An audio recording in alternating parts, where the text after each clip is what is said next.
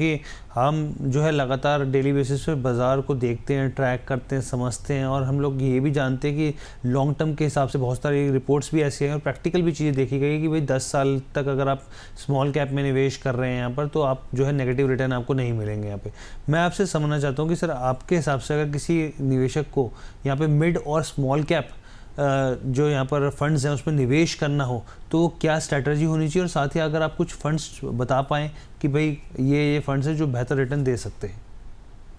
देखिए हर्ष जी, अगर आपके पास समय है ना, अगर आपके पास 10 से 15 साल है निवेश करने के लिए जी। तो एक स्टेटमेंट मैं बोलना चाहूंगा, मैंने यूट्यूब पे किसी से सुनी थी कि 15 साल के नजरिए से सबसे average performing small cap best performing large cap को बीट कर देता है जी।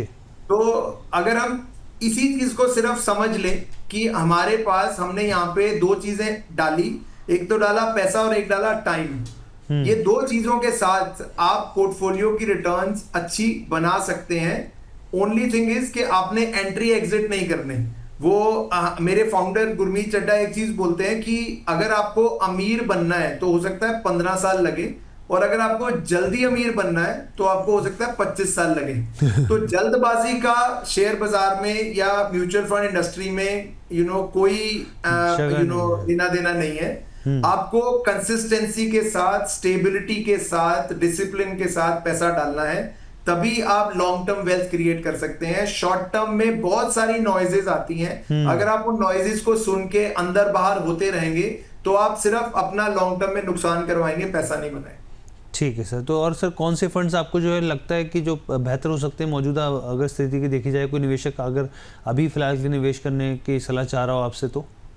बहुत ही अग्रेसिव निवेशक अगर है तो मैं एक डिस्ट्रीब्यूशन यहाँ पे बोलना चाहूंगा। बहुत ही अग्रेसिव निवेशक है तो स्मॉल कैप और मिड कैप में करीबन 55% के करीब अपना पैसा निवेश करें जी। और इस 55% में प्योर स्मॉल और मिड कैप को ना लेके वो मल्टी कैप की अप्रोच भी ले सकता है, जो कि एक अच्छा ब्लेंड होता है स्मॉल और मिड कैप का जी।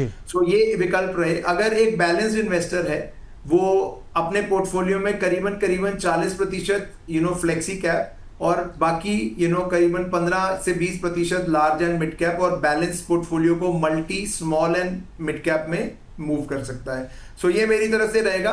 बाकी ये strategies, there are no thumb rules. ये स्ट्रैटेजी डिपेंड करती है कि आपकी एसेट एलोकेशन की डिस्ट्रीब्यूशन क्या है और आपका रिस्क एपेटाइट क्या है। ये टेलर मेड स्ट्रैटेजीज हैं, किसी के लिए कुछ फिट आता है और किसी के लिए कुछ।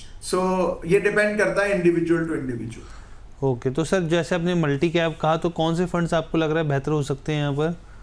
मल्टी कैप में 3 साल प्लस के नजरिए से, जो कि मैं 5 साल का हमेशा से प्रोपागेट करता हूं, तो Nippon multi cap, HDFC multi cap और कोटक मल्टी कैप, ये 3 विकल्प अच्छे हैं without any priority and order. ये आप ले सकते हैं। Large and mid cap category में आप बंधन large and mid cap, ICICI large and mid cap और SBI large and mid cap को कंसिडर कर सकते हैं। फ्लेक्सी कैप कैटेगरी में HDFC फ्लेक्सी कैप, पराग पारिक फ्लेक्सी कैप और फ्रैंकलिन फ्लेक्सी कैप को आप कंसिडर कर सकते हैं। रही मिड कैप की बात, तो निपॉन इंडिया ग्रोथ फंड जो मिड कैप फंड हो गया है अब, देन आप HDFC मिड कैप का अपॉर्चुनिटी ले सकते हैं और एक आप कोटक मिड कैप भी एक विकल्प, मोतीलाल मिड कैप भी आप ले सकते हैं अपने उसमें। Large and mid cap category में भी आप Motilal large and mid cap ले सकते हैं। स्मॉल कैप में आपके पास बंधन स्मॉल कैप एक अच्छा विकल्प है अगर आपने लमसम पैसा डालना है, क्योंकि अदर फंड्स में कुछ रिस्ट्रिक्शंस है स्मॉल कैप में। ट्रस्ट म्यूचुअल फंड का स्मॉल कैप एक बहुत अच्छा इमर्जिंग फंड है जो अच्छा बना है। निपॉन और SBI में there are a few restrictions, ये भी एक अच्छे विकल्प है। तो ये 4 स्मॉल कैप के विकल्प मैंने दिए। ठीक है सर। एक